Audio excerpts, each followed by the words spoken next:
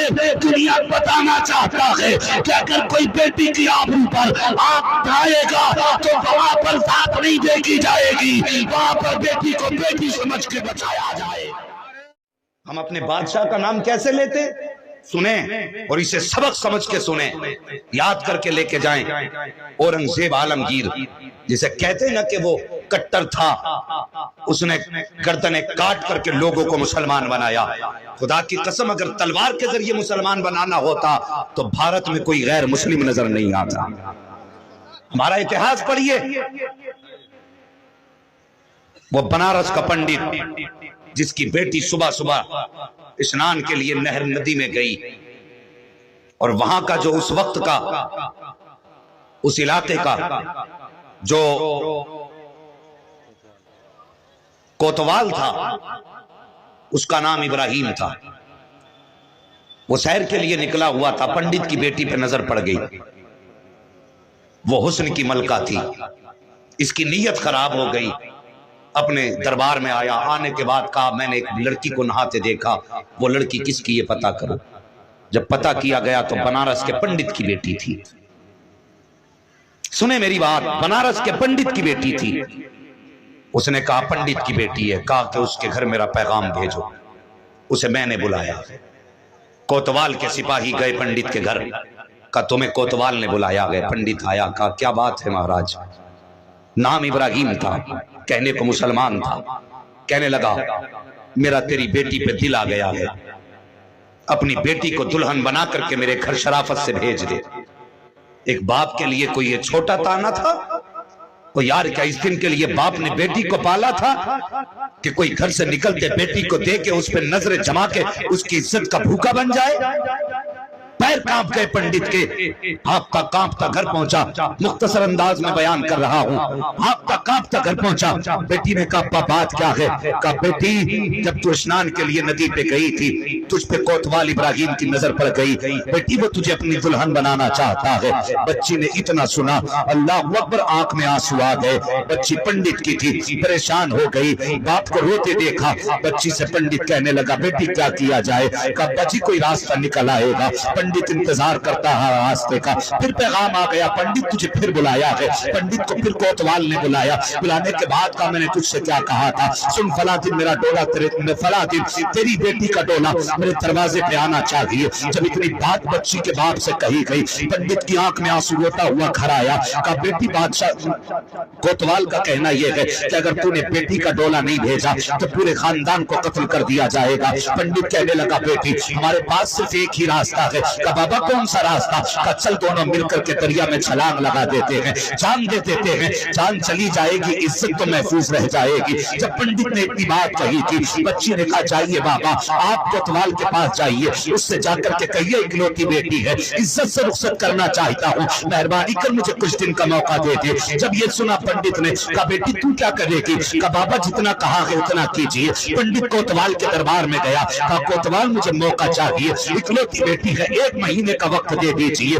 تاکہ میں اپنی بیٹی کو عزت سے دلہن بنا کر رخصت کر سکوں، اپنے دل کے ارمان نکال سکوں۔ جب اتنی بات پنڈت نے کہا تھا اور کوتوال بڑا خوش ہوا، کہنے لگا بڑی آسانی سے مان گیا۔ اس نے کہا میں نے تجھے 1 مہینے کا موقع دیا۔ جب پنڈت گھر آیا، کہا بیٹی مہلت تو مل گئی ہے، اب کیا کرنا ہے؟ کہا بابا چاہیے مسلمانوں کے بازار میں چلے جائیے، وہاں سے مغل شہزادے کا ایک لباس لے آئیے، ایک میرے لیے سواری کا انتظام کیجیے۔ پنڈت بازار گیا، شہزادے کا لباس خریدا، خریدنے کے بعد ایک گھوڑا لیا، بیٹی کی بارگاہ میں پیش کر دیا، کہا بیٹی لباس حاضر ہے، یہ سواری موجود ہے۔ اس پنڈت کی بیٹی نے وہ شہزادے والا لباس پہنا، مردوں کا لباس پہنا، پہننے کے بعد گھوڑے پر سوار ہوئی۔ پنڈت نے کہا بیٹی کہاں جا رہی ہے؟ کہا بابا 8 دن میں آ جاؤں گی، اگر نہ آ سکی تو صبر کر لینا، لیکن زندہ رہی تو 8 دن کے اندر واپس آ جاؤں گی۔ جب اتنی بات پنڈت نے سنی، کہا جا کہاں رہی ہے؟ کہا بابا یہ راز نہیں کھول سکتی۔ اب سن پیارے، اس پنڈت کی بیٹی نے مغلوں والا لباس شہزادے کا اس لیے پہنا تھا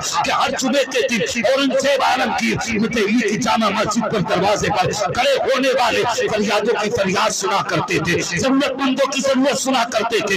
اس نے بھی سنا تھا کہ مسلمانوں کا بادشاہ اورنگزیب عالمگیر جمعے کے دن ضرورت مندوں کی ضرورتیں سنتا ہے، ان کی حاجتیں پوری کرتا ہے۔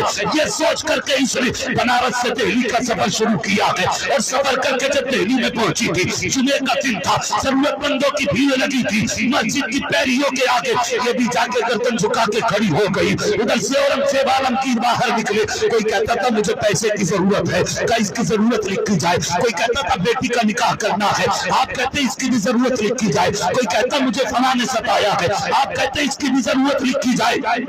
اس کے بعد نتیجہ یہ ہوا کہ آپ پوچھتے پوچھتے اس جگہ تک پہنچ گئے جہاں پہ پنڈت کی بیٹی کھڑی تھی، جہاں پنڈت کی بیٹی کھڑی تھی۔ پنڈت کی بیٹی نے ہاتھ میں کاغذ لیا ہوا تھا، اس میں کچھ لکھا ہوا تھا۔ اب سننا پیارے، اس کاغذ میں لکھا ہوا تھا، حضرت اورنگزیب عالمگیر نے بچی کے سر پہ نگاہ، چہرے پہ نگاہ ڈالی، کہا تم کیسے آئے ہو؟ تو بچی نے خط آگے بڑھایا، یہ اورنگزیب عالمگیر کی تاریخ لگی ہے۔ جیسی بچی نے خط ہاتھ میں آگے بڑھایا ہے، اورنگزیب عالمگیر چاہتے تو اپنے ہاتھ سے یوں ہی کاغذ پکڑ لیتے، لیکن ان کی حیا کیسی تھی، تمہاری بیٹیوں کی آبرو کیسے بچائی ہے، ذرا تاریخ کے آئینے میں اس کو بھی سن لیا جائے۔ اورنگزیب عالمگیر نے ایک ہاتھ سے اپنی چادر کا کونا پکڑا ہے، اس ہاتھ سے آپ نے یوں اس کا خط پکڑا، اور پکڑنے کے بعد کہا بیٹی تم مجھ سے آ کے محل میں ملو، یہ کہہ کے آپ آگے بڑھ گئے ہیں۔ اور اس کے بعد شام کا وقت آیا، یہ بچی بادشاہ کے دربار میں گئی، کہا بتا تو صحیح بیٹی ایسی کون سی مصیبت آ گئی ہے کہ ایک بیٹی کو بیٹے کا لباس پہن کے آنا پڑا ہے۔ اتنا سننا تھا، پنڈت کی بیٹی چیخ مار کے رونے لگ جاتی ہے، کہا بات کیا ہے بیٹی؟ بچی نے کہا مہاراج بات یہ ہے کہ آپ کا جو کوتوال ابراہیم ہے وہ میری آبرو لوٹنا چاہتا ہے، ہم نے اس سے اتنے دن کا وقت لیا ہے، اگر ٹولا اس کے دروازے پہ نہیں پہنچا تو ہمیں قتل کر دیا جائے گا۔ اورنگزیب عالمگیر نے اتنا سنا، بچی کے سر پہ ہاتھ رکھا، کپڑے کے سہارے ہاتھ رکھا، کہا بیٹی وہ مت آنسو پوچھ لے، بیٹی وہ مت آنسو پوچھ لے۔ 2 مرتبہ آپ نے یہاں بیٹی کہا، اور 3ری مرتبہ آپ نے دہلی کی جامع مسجد کی پیری پہ بیٹی کہا تھا۔ اس کے بعد بچی کہتی ہے مہاراج میرے لیے کیا حکم ہے؟ فرماتے جا جیسے میرا کوتوال کہتا ہے ویسا ہی کیا جائے، جس تاریخ میں ڈولے کی بات کی ہے اسی تاریخ میں تیری ڈولی اٹھ کر کے کوتوال کے دروازے پہ جانی چاہیے تھی۔ بچی رونے لگ جاتی ہے، کہتی بنارس سے دہلی کا سفر کیا، بڑی پریشانیوں میں آئی تھی، مہاراج یہ سوچ کے آئی تھی کہ میری مصیبت کا علاج ملے گا، لیکن آپ نے تو یہ کہہ دیا ہے جیسا میرا کوتوال کہتا ہے ویسا ہی کیا جائے۔ بچی نے جب اتنا سنا ہے، بچی روتی ہوئی واپس آتی ہے، آنسو صاف کیے ہیں، گھوڑے پہ بیٹھی بنارس آ جاتی ہے، کہا بیٹی بتا تو صحیح کہاں گئی تھی؟ بچی کہتی بابا میں مسلمانوں کے بادشاہ اورنگزیب عالمگیر کے پاس گئی تھی۔ کہا ہوا کیا؟ کہا بابا کیا کہوں، اس نے یہ کہا ہے کہ جیسا میرا کوتوال کہتا ہے ویسا ہی کیا جائے۔ اتنا سننا تھا، پنڈت رونے لگ جاتا ہے، کہتا بیٹی اب کوئی ہماری عزت کا رکھوالا نہیں ہے، آخری سہارا تھا، اب وہ بھی اس سے بھی امید ختم ہو چکی ہے۔ جب اتنی بات پنڈت نے کہی ہے، بیٹی کہتی ابا جی میں وہی کہوں گی جو اورنگزیب نے کہا ہے، میں وہی کروں گی جو اورنگزیب نے کہا ہے۔ کہا بیٹی کہنا کیا چاہتی ہے؟ کہا ابا دلہن والا جوڑا خرید کے لاؤ، ڈولے کا انتظام کرو۔ کہا بیٹی اپنے ہاتھ سے اپنی عزت کو آگ لگا رہی ہے، کہتی ابا جی ایک بات بتاؤں؟ کہا کیا؟ کہا بات یہ ہے اس نے کہا تو ضرور ہے کہ میرے کوتوال جیسا کہتا ہے ویسا کر، لیکن 3 مرتبہ اس نے مجھے بیٹی کہہ کے پکارا تھا، اور کسی کی بیٹی کی آبرو اٹھ جائے یہ ایک باپ کی غیرت کو گوارا ہو نہیں سکتا ہے۔ نعرہ تکبیر، نعرہ رسالت، عظمت اسلام، عظمت اسلام، مسلک اعلیٰ حضرت خواجہ غریب نواز کانفرنس علامہ مفتی حماد رضا صاحب قبلہ۔ اللہ اکبر کا ابا جی 3 مرتبہ بیٹی بھی کہا تھا۔ اللہ اکبر، مجھے یقین ہے جس نے مجھے بیٹی کہا وہ میری آبرو لٹنے نہیں دے گا۔ لاؤ نا جوڑا لاؤ، دلہن بنوں گی۔ وہ تاریخ آ گئی، جوڑا آیا، دلہن بنی، ڈولے میں بیٹھی، باپ کی چیخیں نکل رہی تھی، مگر وہ کہتی تھی ابا اداس نہ ہو۔ مجھ سے اورنگزیب نے کہا تھا جیسا میرا کوتوال کہتا ویسا کر، لیکن 3 بار بیٹی بھی کہا تھا۔ یہ خود چل کے ڈولے میں بیٹھی. جب یہ ڈولا اٹھ کے یہاں سے کوتوال کے دروازے پہ پہنچا, اس کے محل کے دروازے پہ پہنچا, اس نے کہا ڈولا یہی رکھ دو. لوگ کہنے لگے کیوں؟ کہا میں خوشی میں خیرات لٹانا چاہتا.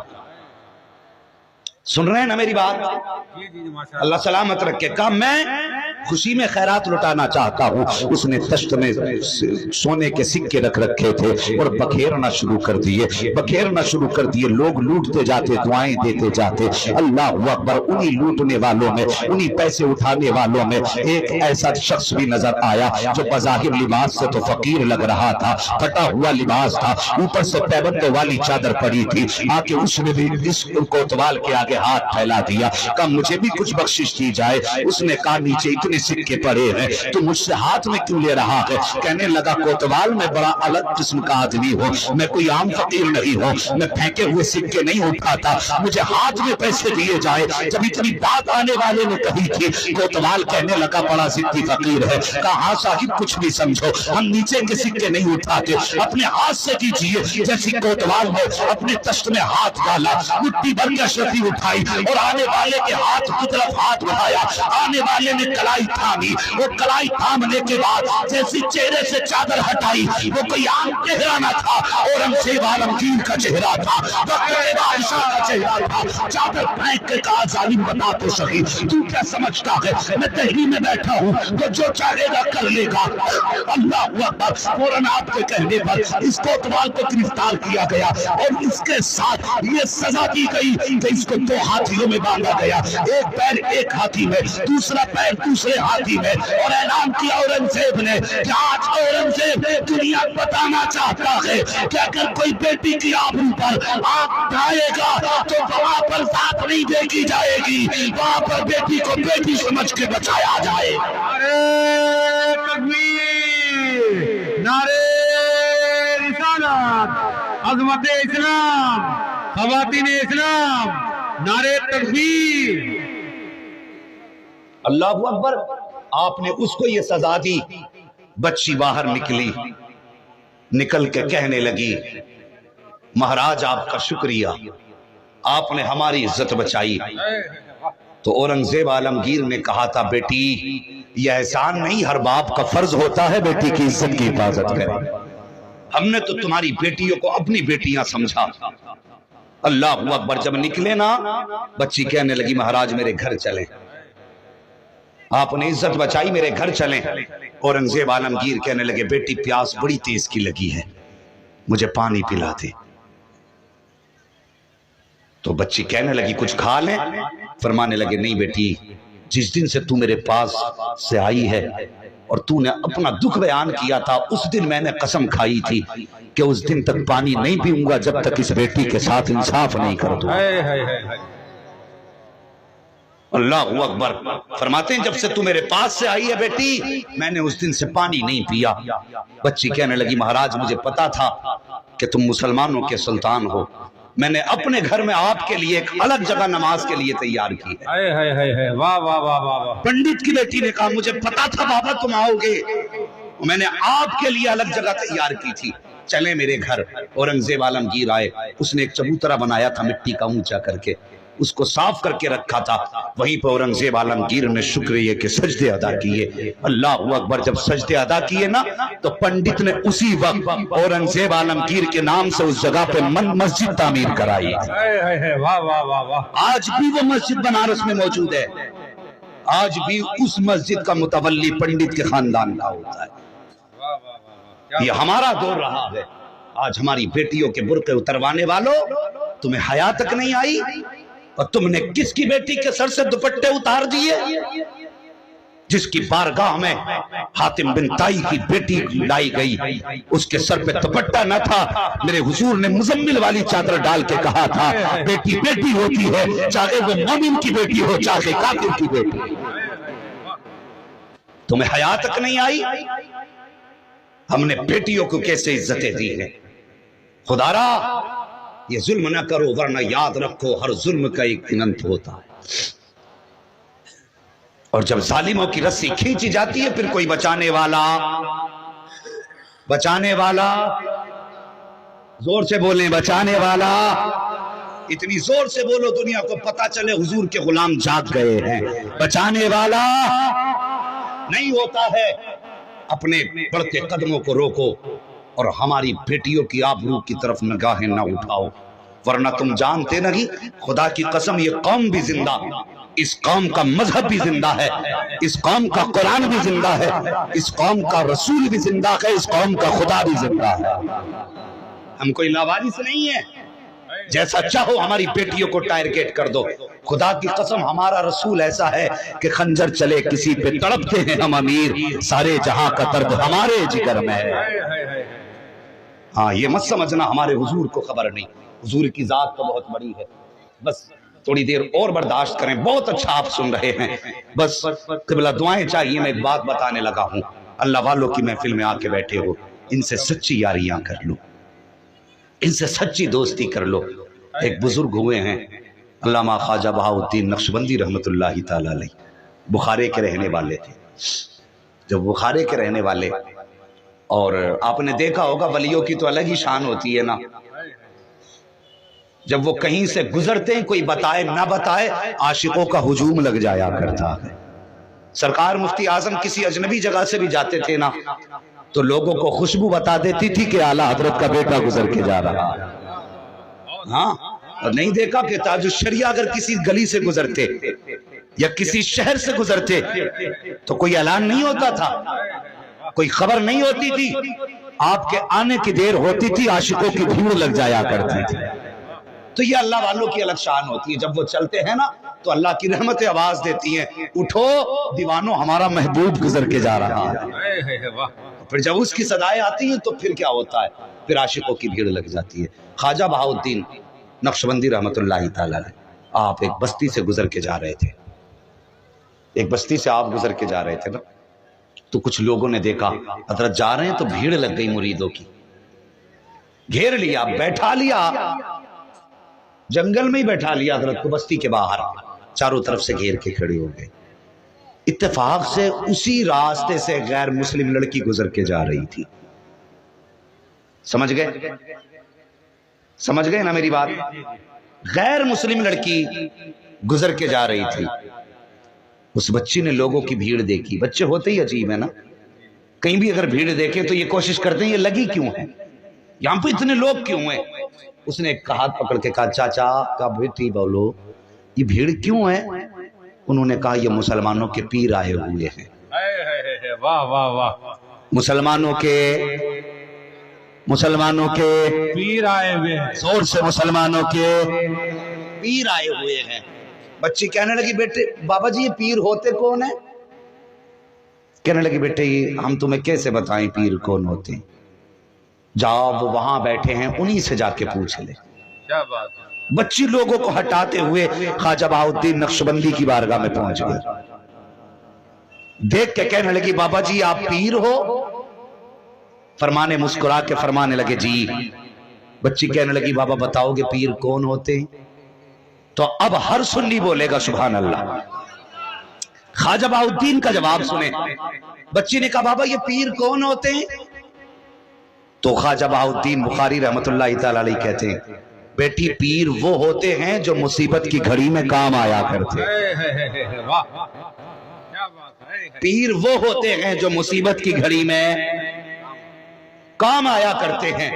بچی نے کچھ دیر سوچا، سوچ کے کہنے لگی کس کی مصیبت میں؟ کہنے لگے مریدوں کی مصیبت میں.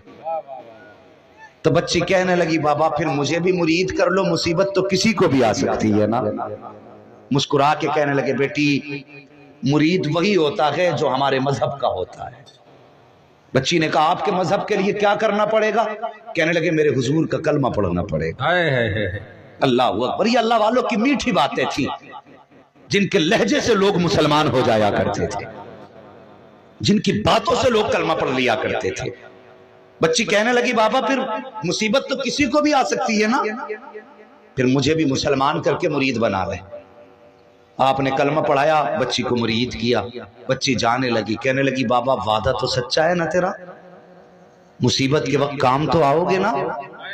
بچی نے کہا بیٹی، بابا نے کہا بیٹی پکار لینا، جب مصیبت کا وقت آئے گا تیرا پیر تیرے کام آ جائے گا.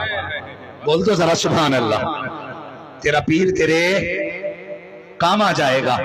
जब बच्ची ने इतना सुना चल पड़ी। अल्लाह अकबर, बच्ची समझदार थी, यहां से गई, जैसी पीर की बैगत की और उस पर सिलसिले का फैज जारी हुआ, सिलसिले नक्शबंद का फैज जारी हुआ। बच्ची की नौकरी बादशाह के दरबार में लगी और उसके अच्छे अखलाक की वजह से, बुजुर्गों के फैज की वजह से उसने इतनी तेजी से तरक्की की। जितनी खादमाएं बादशाह के दरबार में थी वो सबसे अफजल हो गई। जब सबसे अच्छी हो गई, बादशाह ने उन्हें सबके ऊपर निगरां मुकर्रर कर दिया। तो जितनी पहली पुरानी औरतें थी, इनको हसद बड़ी जल्दी हो जाया करता है। कहने लगी, अच्छा हम इतने दिन से काम कर रहे हैं और ये 4 दिन से आई है बच्ची, ये हमारे सरों के ऊपर मुकर्रर कर दी गई। उन्होंने प्लानिंग की कि किसी तरीके से इस बच्ची को यहां से निकाला जाए। अल्लाह अकबर। फिर क्या किया, बादशाह के दरबार का हार चुराया, हार की चोरी बच्ची के ऊपर लगा दी। जब बच्ची पे हार का इल्जाम लगा, बादशाह ने बच्ची को तलब किया, कहा तुझ पर ये इल्जाम है, तूने मेरा हार चुराया है, तेरे पास कोई गवाह है? बच्ची कहने लगी, मेरे पास तो कोई गवाह नहीं, मेरी सफाई का कोई गवाह नहीं। कहा, चोरी के गवाह कौन है? जिन औरतों की प्लानिंग थी उसको निकलवाने की, वो खड़ी हो गई, मेरे सामने चुराया है, मेरे सामने चुराया है। अल्लाह अकबर। बच्ची की तरफ बादशाह ने देखा, कहा है कोई सबूत तेरे पास सफाई का? बच्ची की आंख में आंसू आ गए। अब वो सफाई में किसे पेश करे, मगर वो परेशान नहीं थी, आंख में आंसू जरूर थे। बादशाह ने कहा, उठा के इसे कैद में डाल दो और 8 दिन के बाद इसे सजाए मौत दे दी जाए। अल्लाह अकबर। बच्ची को उठाया गया, कैद के अंदर डाल दिया गया। एक दिन गुजरा रोते रोते, दूसरा दिन गुजरा रोते रोते, तीसरा दिन गुजरा रोते रोते। बच्ची को याद आया कि अरे एक दिन बाबा मिले थे जिन्होंने कलमा पढ़ाया था और ये कहा था पीर वो होता है जो मुसीबत के वक्त काम आया करता है। बच्ची रो के कहती है, बुखारे वाले बाबा, तूने कहा था मुसीबत में काम आऊंगा, आज देख मैं मौत के करीब जा रही हूँ, बता तो सही तू कब आएगा? जब तीसरा दिन भी गुजर गया, चौथा दिन भी गुजर गया, लेकिन कोई नहीं आया। 8 दिन गुजर गए। अल मुख्तसर के वो वक्त भी आया जब बच्ची को किले के ऊपर ले जा करके दीवार से नीचे धक्का देना था। आके फौजी बच्ची को पकड़ा, लेकर के चलने लगे। बच्ची मुड़ के किसी का रास्ता देख रही थी। सिपाहियों ने कहा, बता तो सही किसकी राहें तक रही है, किसका रास्ता देख रही है? 8 दिन हो गए, कोई तुझसे मिलने तक नहीं आया, तू किसको देख रही है? बच्ची ने रो के कहा था, कोई तो मेरा भी है जिसकी मैं राहें तक रही है, कोई तो मेरा भी है जो मुझसे वादा करके गया था। अल्लाह अकबर। बच्ची ने पैरी चलना शुरू की है, चलती जाती, होती जाती, रुख बुखारा की तरफ करती, कहती जाती, बुखारे वाले बाबा कहीं देर ना हो जाए, कहीं देर ना हो जाए, कहीं देर ना हो जाए। ये कहते कहते बच्ची दीवार तक पहुंच गई। जब दीवार तक बच्ची पहुंची है, उन फौजियों ने कहा था, सिपाहियों ने कहा था, बच्ची अब तू मौत के करीब है, बादशाह का फरमान ये है कि मौत के वक्त आखिरी ख्वाहिश पूछी जाए। बच्ची से कहा, बता तो सही तेरी कोई आखिरी ख्वाहिश हो तो बचा। बच्ची ने कहा, हाँ मेरी एक ख्वाहिश है। कहा, कौन सी ख्वाहिश? का ये जो हाथ बांधे हैं खोल दिए जाएं। का क्या करेगी? का किसी को हाथ उठा के अलविदा कहना है। जब इतनी बात बच्ची ने कही है, सिपाहियों ने बादशाह की इजाजत तलब की। बादशाह की इजाजत के बाद बच्ची के हाथ खोले गए हैं और उसके बाद बच्ची ने दीवार पे खड़े खड़े रुख किया कि बुखारा की जानिब, और आवाज देके कहती है, बुखारे वाले बाबा तुझे अपना वादा याद है कि नहीं? लेकिन मुझे अपना वादा याद है। तूने कहा था पीर वो होता है जो मुसीबत के वक्त काम आता है। मैंने तेरी जबान की खातिर कलमा पढ़ा था, मैंने तेरे वादे की खातिर तेरे दामन को थामा था। बता तो सही तेरा वादा सच्चा रहा या मेरा वादा सच्चा रहा? उसके बाद बच्ची ने कहा था, तेरी नीयत तू जाने, मेरी नीयत तो ये कि मैं वादा निभा के जा रही हूँ। हाथ उठा के कहा, खुदा हाफिज। फिर उसके बाद बच्ची के हाथ बांधे गए और जब बच्ची को धक्का दिया गया, बच्ची की जबान से चीख निकली, आ बुखारे वाले बाबा अब कब आएगा? इतना कहना था, बच्ची की आंख दहशत से बंद हुई। उसने आज जमीन ऊपर से नीचे का सफर तय किया। बच्ची कहती है, जब ऊपर से चली थी तो आंख बंद हो गई थी, जब आंख खुली थी तो जमीन पे नहीं थी, बल्कि किसी आने वाले ने अपने हाथों में संभाल रखा। नारे रिसालत, फज़ाइले औलिया किराम, फज़ाइले औलिया किराम, करामाते औलिया, हज़रत अल्लामा मुफ्ती हम्माद रज़ा साहब क़िबला। अल्लाह अकबर। आंख खोली तो देखा कोई और नहीं, बुखारे वाला बाबा मुस्कुरा रहा है। बच्ची ने रो के कहा, बाबा तुम कब आए? تو انہوں نے کہا تھا چوں از چوارا آمدی من از بخارا آمدم. ہاں چوں از چوارا آمدی من از بخارا آمدم. آپ نے فرمایا بیٹی جب تم محل کی اوپر والی دیوار سے نیچے کی طرف چلی تھی تب میں بخارا سے چلا تھا. تب میں بخارا سے چلا تھا. کہنے لگی بابا اتنی جلدی آ گئے؟ مسکرا کے کہنے لگے بیٹی ابھی آنے میں دیر لگ گئی، قیامت میں آواز دینا تیری پہلی صدا پہ حاضر ہو جاؤں. پیر تو پیر ہوتا ہے، پیر تو پیر ہوتا، یوں تو نہیں بک جاتا نا کوئی کسی کے ہاتھ میں. بہت سوچ سمجھ کے ہاتھ میں ہاتھ دیا جاتا ہے. ہاں بہت سوچ سمجھ کے ہاتھ میں ہاتھ دیا جاتا ہے. اللہ سلامت رکھے اس عاشقوں کے مجمع کو، اللہ تمہاری نسلوں کو آباد رکھے. نصیب کی بات ہے جو غریب نواز کی محفل سجا کے بیٹھے. ہاں یہ نصیب کی بات ہے کہ ان سے نسبت قائم کر رکھی ہے. میرے غریب نواز عطائے رسول ہیں، حضور کا تحفہ ہے ہندوستان کے لیے غریب نواز. ہاں یہ ہمارا نصیب نہیں کہ ہمارے کلمہ پڑھانے کے لیے مصطفیٰ نے اسپیشل غریب نواز کو بھیجا ہے اور اپنے بیٹے کو بھیجا. اللہ اکبر. اور کیسے بھیجا؟ خواجہ غریب نواز، خواجہ عثمان ہارونی یا ہرونی جو بھی آپ کہہ لیں، آپ کے ساتھ اپنے پیر و مرشد کے ساتھ ایک بار مکہ شریف گئے، کعبے کا طواف کیا. آواز آئی عبد القادر ہم نے تجھے، آواز آئی معین الدین ہم نے تجھے قبول کر لیا ہے. استاد کہنے لگے بیٹے مقبولیت تو ہو گئی ہے لیکن سند مدینی سے ملے گی. وہاں سے سفر مصطفیٰ کے مدینہ شریف کا کیا، وہاں جا کے سلام کیا، حاضری ہوئی، اس کے بعد واپس آ گئے. پھر دوبارہ اپنی مرضی سے غریب نواز شہر مدینہ گئے. اپنی مرضی سے مسجد نبوی میں بیٹھے تھے. جو وہاں کے خادم تھے حضور کے روزے کے، انہیں حکم ہوا کہ جاؤ میرے معین الدین کو بلا کے لاؤ، میرے معین الدین کو بلا کر کے لاؤ. وہ آئے، کہنے لگے معین الدین کون ہے؟ وہاں پہ کئی سارے معین الدین تھے. اور غریب نواز سوچنے لگے کیا بات ہے. لوگوں نے پوچھا کیا گئے؟ کہا حضور بلا رہے ہیں. تو غریب نواز کے ذہن میں یہ تھی کہاں میں اور کہاں حضور کی چوکھٹ. گردن جھکا کے بیٹھے رہے، اپنی جگہ سے نہیں گئے. دوسرے لوگ چلے گئے. آواز آئی میں نے ان کو نہیں بلایا، معین الدین چشتی کو بلایا. پھر حکم ہوا کہ آپ کو مصطفیٰ نے بلایا ہے. لکھا ہے مورخین نے جب دوبارہ غریب نواز اندر گئے تو پھر حضور نے مزار سے نکل کے غریب نواز کو سینے سے لگایا اور پھر پورا راستہ اور پورا طریقہ تبلیغ کا سب سکھا کے ہندوستان کی طرف بھیجا. پھر غریب نواز ہندوستان آئے. اللہ اکبر. ہندوستان میں آ کر کے آپ نے ڈھول نہیں بجایا تھا، یہ بھی سن لیں. آپ نے ڈھولک نہیں بجائی تھی، آپ نے تماشے نہیں کیے تھے، بلکہ غریب نواز اپنی زبان پہ یا تو قرآن کے ترانے لائے تھے یا مصطفیٰ کی شان کے ترانے لے کر کے. یہ شان میرے غریب نواز کی ہے. اللہ اکبر. ہاں بظاہر تو ایک مفلس نظر آتے تھے، لیکن خدا کی قسم جس دن سے آپ کا لنگر چالو ہوا ہے آج تک اسی شان سے چل رہا ہے، آج تک اسی شان سے چل رہا ہے. اور شان یہ ہے لنگر کی، پہلے بھی جب کبھی کچھ ختم ہو جاتا مرید آ کے کہتے، حضرت خادم آ کے کہتے آج لنگر میں کھانے نہیں ہے، مسلح کا کونا اٹھاتے، فرماتے جتنا بھرنا ہے بھر کے لے جا، معین الدین کا دریا بہ رہا ہے. آج سارا زمانہ بالخصوص ہندوستان غریب نواز کی خیرات کھا رہا ہے. ہم ان کا کھا رہے ہیں تو پھر انہی کے گیت گا رہے ہیں. غریب نواز بھارت میں تشریف لائے. اور ایک بات اور بتا دوں، اکثر یہ جو عہدے داران ہوتے ہیں نا، ودھایک نیتا، ان کی اللہ والوں سے بنتی کیوں نہیں ہے؟ اس لیے نہیں بنتی علامہ سردار احمد صاحب کہ وہ بہت کوشش کر کے لوگوں کے دل نہیں جیت پاتے، وہ بہت کوشش کر کے لوگوں کے دل نہیں جیت پاتے، اور اللہ والے ٹوٹی چٹائی پر بیٹھ کر کے لوگوں کے دلوں میں جگہ بنا لیتے. واہ واہ واہ. ہاں امام زین العابدین امام سجاد، میرے حسین کا شہزادہ، کربلا کی بچی ہوئی امانت.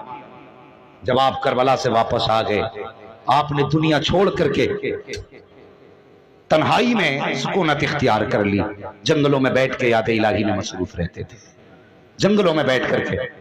हाँ, सुलेमान बिन अब्दुल मलिक का दौर था, जंगलों में बैठे थे, लेकिन उसे टेंशन ये थी मैं बादशाह हूं, लेकिन लोग इज्जत ज़ैनुल आबिदीन की करते। उसने कहा क्यों ना इन्हें अपनी हुकूमत में शामिल कर लूं, जो लोग इनके हैं वो भी मेरे हो जाएंगे, जो मेरे वो तो हैं ही मेरे। उसने खबर भेजी, कहा जाओ ज़ैनुल आबिदीन से कहो हमने बुलाया है। जब खबर लेके कासिद गया कि तुम्हें उसने बुलाया बादशाह ने, तो आपने कहा जाओ उससे कह दो हमने दुनिया छोड़ दी है, हमें अपने रब की इबादत में रहने दे। इनकार कर दिया, उसे गुस्सा आ गया। उसने फौजी भेजे और कहा कि तुम नहीं जानते हो, तुमने अपने बाप का सलूक नहीं देखा कि पहले तुम्हें कैदी बनाया था यजीद के सिपाहियों ने, अगर अब भी नहीं मांगोगे तो मेरे सिपाही कैदी बनाएंगे। फरमाने लगे जो तुझे करना है कर ले, हमें तेरी दुनिया से कोई लेना देना नहीं। आपको फिर कैद किया गया, हाथों में हथकड़ी डाल करके फिर बादशाह के दरबार में पेश किया गया। बादशाह कहने लगा देख ली अपनी औकात, सुने उसके जुमले, कहा तुमने देख ली अपनी औकात, मैंने कहा था मैं तुम्हें कैद करके उठवा लूंगा। फरमाने लगे जा हमारे मुंह न लग। बड़ी सादगी से फरमाया हमारे मुंह न लग, तू हमें जानता नहीं है। उसने कहा क्या कर लोगे, क्या कर लोगे, जैसे इतना कहा ना क्या कर लोगे, इमाम ज़ैनुल आबिदीन को जलाल आ गया। आपने यूं हथकड़ियों की तरफ देखा, वो टूट के पानी की तरह जमीन पे बहने लग गई। कांप गया बादशाह, कहने लगा ये क्या है। फरमाने लगे सुन, जब नेज़े पे सर चढ़े थे तब भी हम इख्तियार में थे, आज जो कैदी बने हैं तब भी इख्तियार में है। फर्क ये है जो भी करते हैं अपनी मर्जी से नहीं, पैदा करने वाले खुदा की मर्जी से किया करते हैं।